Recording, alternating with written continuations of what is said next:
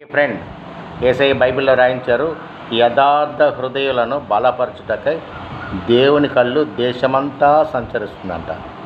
అంటే యథార్థంగా నీతిగా ఉన్నది ఉన్నట్టు మాట్లాడేవాళ్ళు, నా మాట అవునంటే అవును, కాదంటే కాదు, అలాగా వారిని బలపరచడానికి దేవుని కళ్ళు దేశమంతా సంచరిస్తుందంట. ఈరోజు నీ హృదయం ఎలాగుంది ఒకసారి పరీక్షించుకో.